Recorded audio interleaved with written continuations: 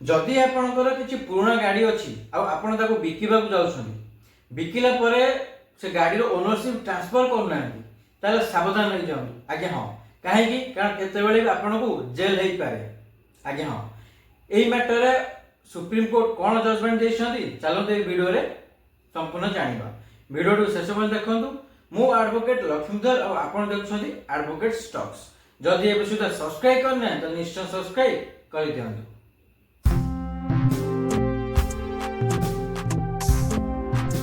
जदि आपणकर पुराना गाड़ी की बिकिबाकू जाउछन्ती आउ बिकी सारिबा परे ओनरशिप ट्रांसफर करना ताहले आपन को केतेबेले भी जेल हो पारे आगे हाँ कहीं एमती किसी मैटर एबे सुप्रीम कोर्ट गोटे जजमेंट देछन्ती जदि कोनोसी गाड़ी कोनोसी इंसिडेंट बा कोनोसी क्राइम रे इन्वॉल्वमेंट रहउची और से गाड़ी रो ओनरशिप जहां नार भी होना कहीं तो से ओनर बा से लोक ही से क्राइम रो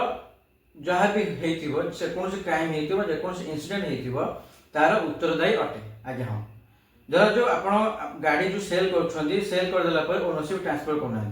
से लोक जदि से गाड़ी को लेकिन किसी इलीगल एक्टिविटीज रे यूज करछि किंबा से तार द्वारा गाड़ी एक्सीडेंट हो जाउछि जेते पुलिस इन्वेस्टिगेशन करिवो बा इंक्वायरी करिवो सेते गाड़ी को सीज कला पर गाड़ी जो ओनरशिप जहां ना थिबो धर जो आपण जे चेंज करने ओनरशिप आपण ना रहछि तो आपण को पुलिस खोजिबो आ से गाड़ी रो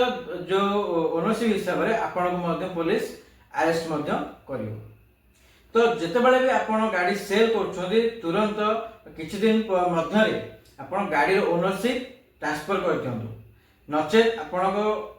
आगामी दिन में बहुत बड़ा असुविधार सम्मुखीन हो पारती।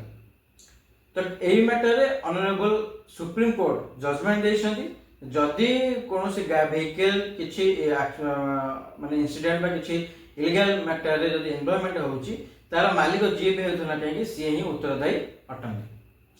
तो जदि आपण गाड़ी बिकुछन्ती बा सेल करछन्ती तो सेल करिवार